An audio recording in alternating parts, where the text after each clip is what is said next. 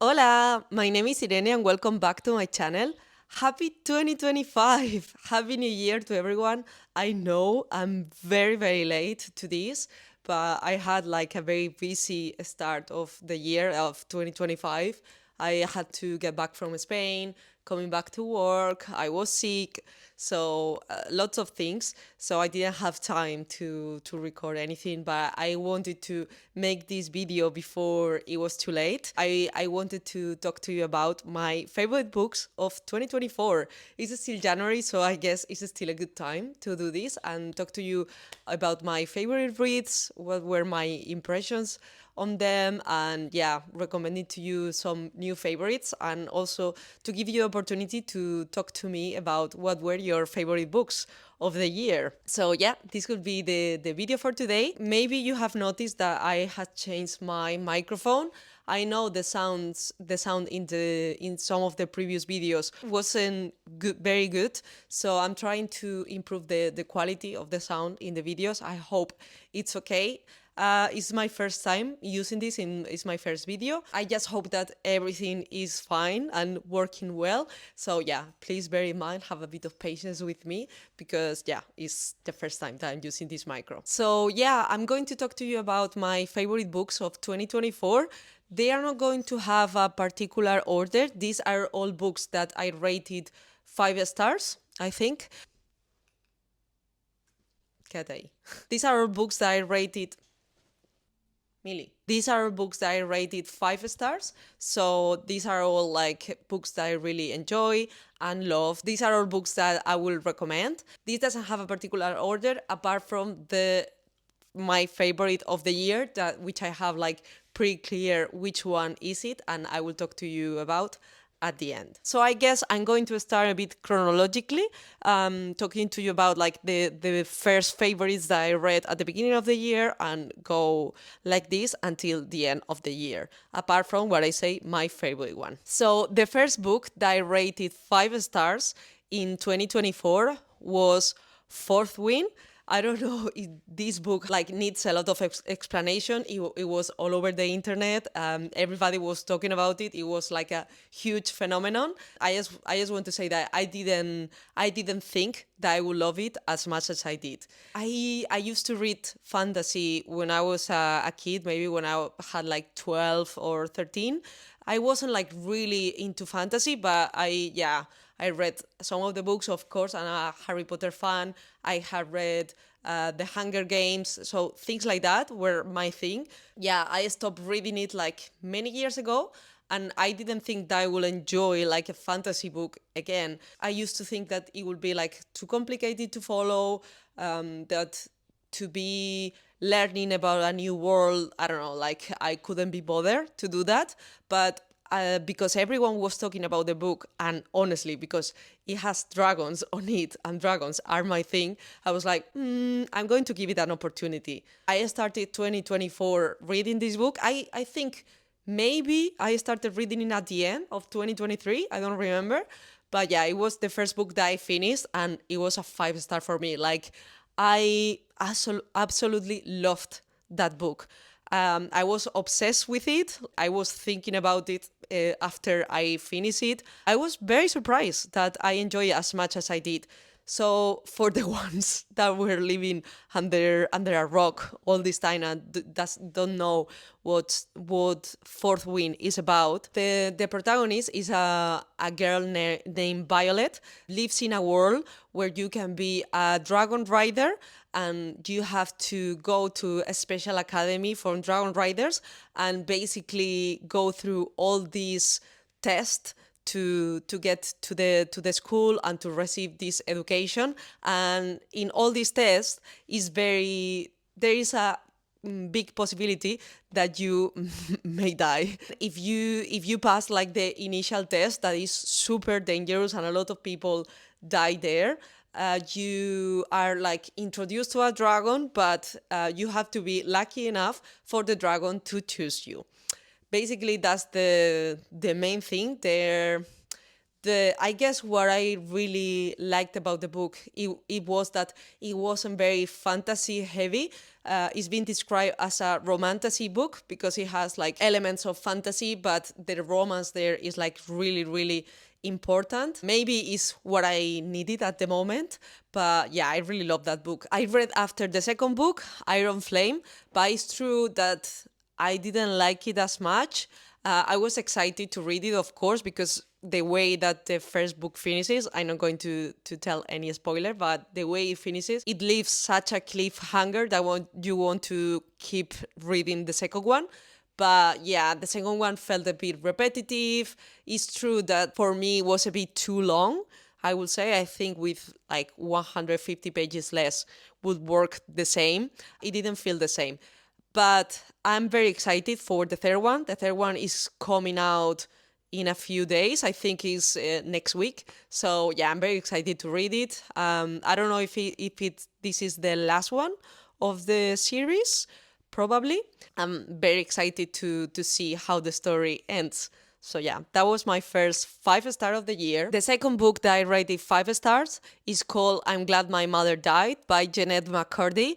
The author is this is actress that was in this famous series from Nickelodeon, iCarly. I don't know if you have watched it. I didn't watch it as much as a kid, but I remember that I kind of remember her face. I knew who she was, but I didn't follow like her career or anything. And this is her memoir. I mean, the title is so impactful. I didn't know what the book was about, but when I read the title, I was like, I really want to read this book. And it didn't disappoint. I love memoirs. It's one of my favorite books.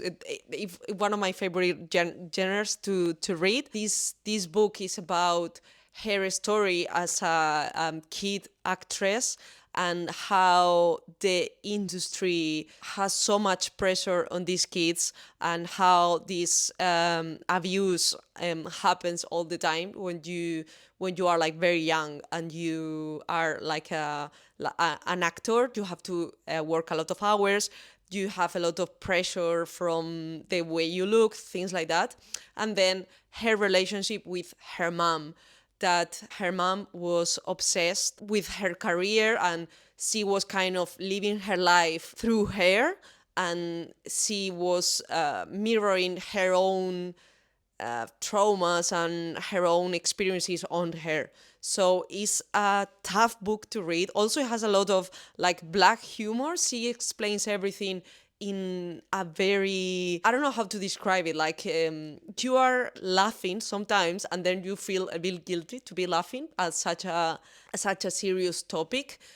It's a book that is not for everyone. Like I think it has some trigger warnings, like for example, eating disorders, like many graphic scenes that I still have like stuck in my mind. There are some of scenes that I still can feel them and can remember them, and yeah. The book is so good, honestly. She had a really rough life. Is the story on how she got over it, and yeah, she's in a much better place right now. So I really recommend it, but yeah, I think it's not for everyone. So check the trigger warnings before starting it, and yeah, be careful with those. The next book that was one of my favorites of the year is a graphic novel that is a graphic novel that I wanted to read for a long time, and I finally read it. And this is Mouse by Art Spiegelman. I find so funny that it's a graphic novel. The guy draws.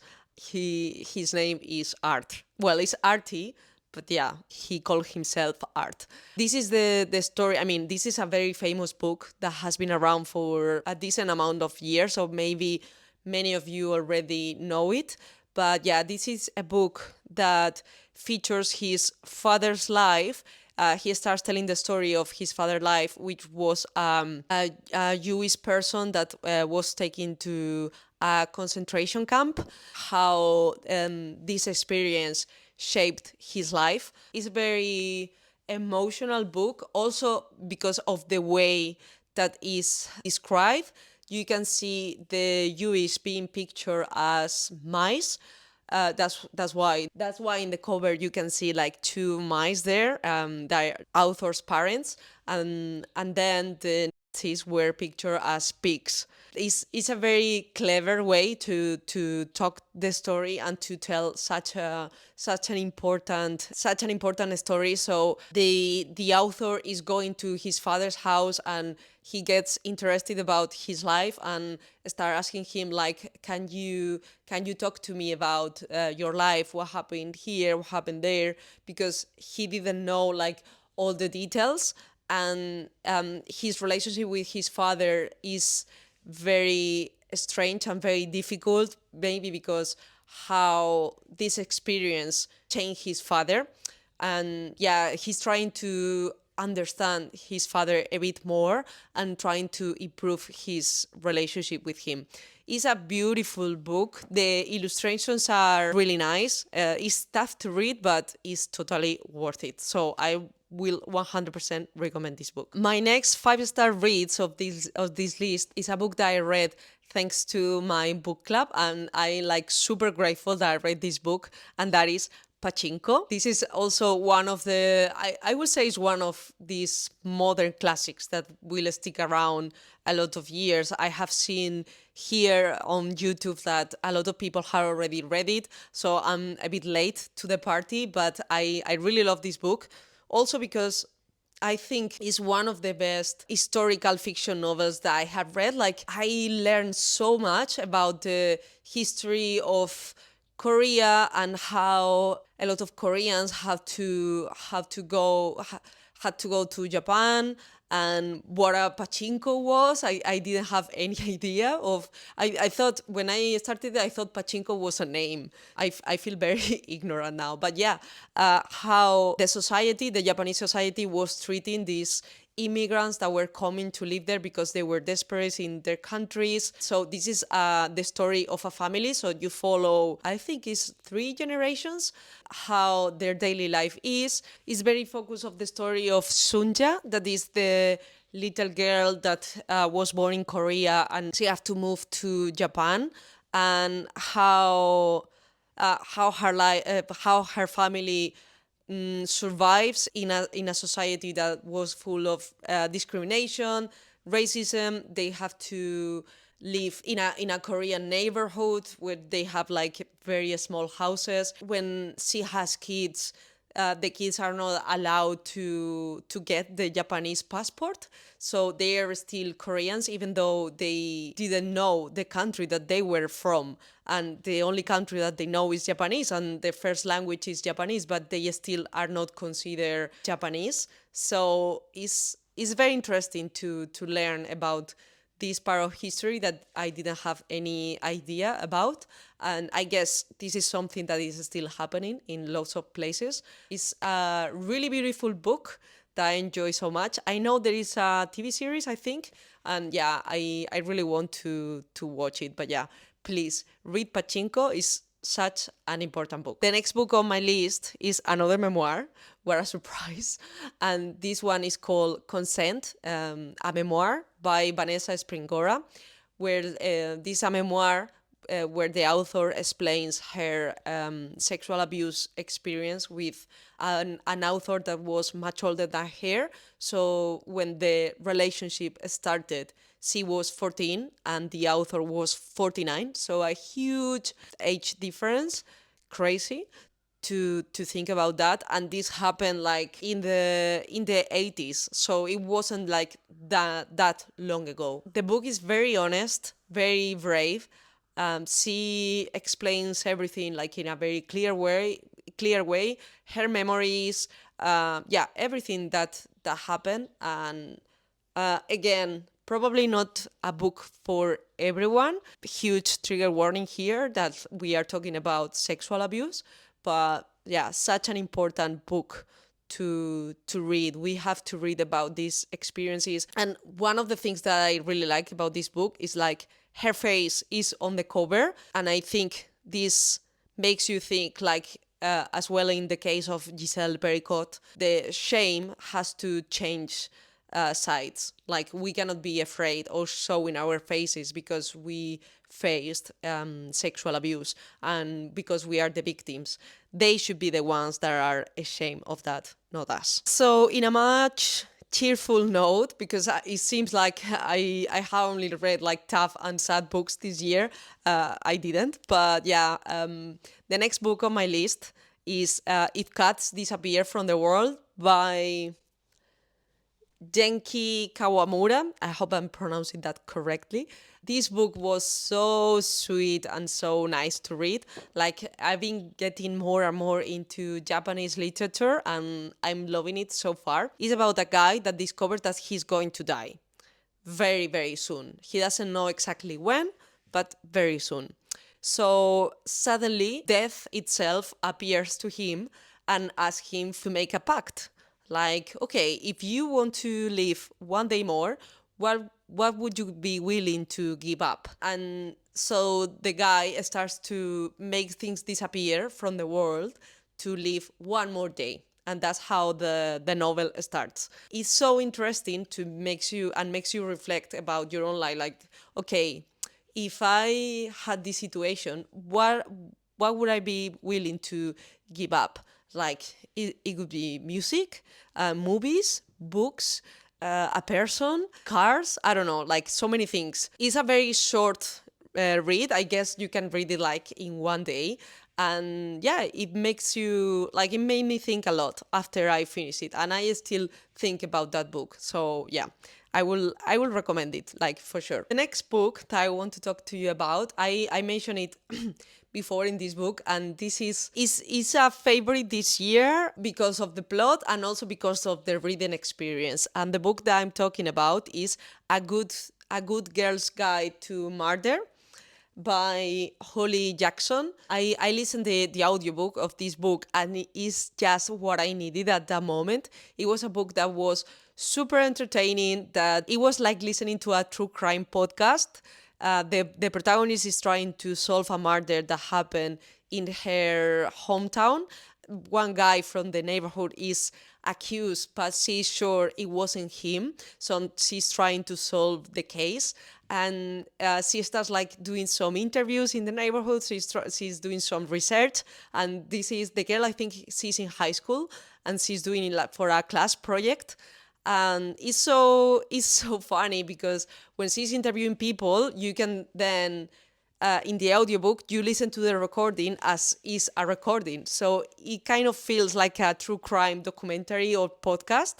So it's super entertaining. I will recommend listen to this as an audiobook. I think you will have a really good time. Not all your favorite books has to be super serious. It can be light and funny like this one, but also very interesting. I want to read the rest of the series, but yeah, so far I had only read the first one and I loved it. The next book that I want to talk to you about is another graphic novel. This year I have read a few graphic novels, and yeah, some of them has been great. So this one is called Fun Home, a family tragic comic by Alison Bechtel.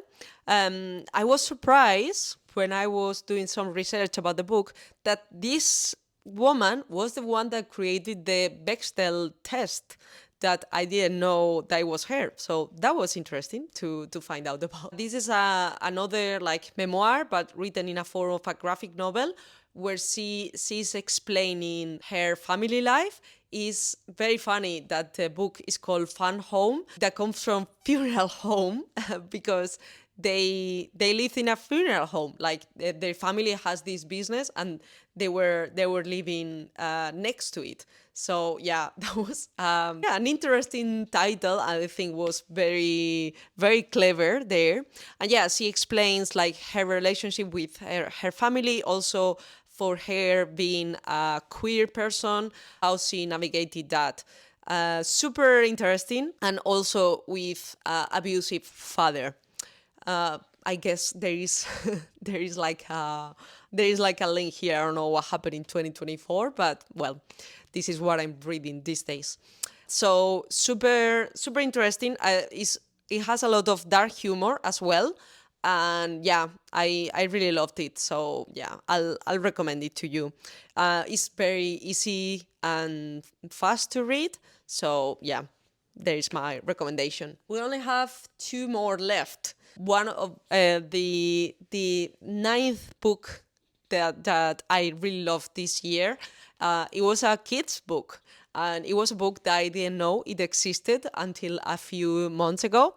I think I already mentioned it in this channel, but the book is Pippi Longstocking by Astrid Lindgren. I mentioned it before that this book brought me like a lot of sweet memories. I used to watch the series over and over with my grandma during the summer when I was with her in my village. So we were watching like every day after lunch or before lunch, and I will like ask her questions and she will answer to me. So I have like very good memories of the series. So when I found out that there was a book, I decided to read it, and yeah, it was amazing to see like my memory of her and the series was still so alive. Pippi is like an incredible kid. She's a super strong kid, super independent, that has like a wild imagination, and she does whatever she wants. She doesn't want to go to school. She says that she travel all over the world, and she has a monkey and a horse, and yeah, she makes like every day like an adventure, and I love her. I think we should all be more like Pippi. But yeah, it's really nice, and I think you can also read it as an adult. And yeah, if you have watched the series, it will bring you very good memories as well. And we are almost at the end of the list. Now I'm going to talk to you about what was my favorite book of the year. If you follow this channel, probably you already know because I did a whole video about it when I was reading it. My favorite book of 2024 was Tender is the Flesh, or Cadáver Exquisito in Spanish. What can I say about this book? I absolutely loved it. It surprised me a lot. I knew just for the plot that I was going to enjoy, that it will shock me. The book is about a society where eating animals is has been forbidden by the government. People decide that they were going to make eating human meat legal. So he's, as you can imagine, like suddenly you have like human farms, people hunting humans, or people eating poor people, things like that. So all the craziest things that you can picture are in the book. The book is so graphic. Like you can smell the blood. You can see the meat there. Is sometimes it's disgusting. So you have to have a bit of a stomach for it. But it's so good. Like I found it so interesting. It makes like such a good reflection about what we are currently doing to animals, and I think that this is why I really loved it, because I think that it will make a lot of people that weren't sensitive of that, like aware of what is currently happening right now, because all of these things are happening, but not to humans. So yeah, such a good book.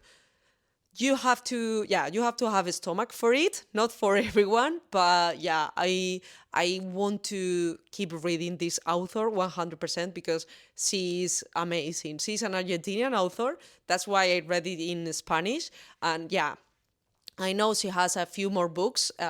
By the way, the author's name, because I didn't say it, is Agustina Bazterrica. And yeah, as I said, I make a whole video about my experience reading the book, kind of a reading blog. It's one of the first videos in the channel, so it's not very good. But yeah, if you are interested, you can read it there. But I make a lot of spoilers, so be aware of that. Yeah, that will be it for today. I hope you enjoyed the video. These are my, I think it was 10 books. I hope it was 10, my top books of 2024. I'm very excited to see what 2025 will bring, books related. So yeah, very excited for this, for the readings of this year. And yeah, let me know in the comments which one was your favorite books of 2024. I always like take note of a lot of recommendations from this kind of videos, so I would love to hear those.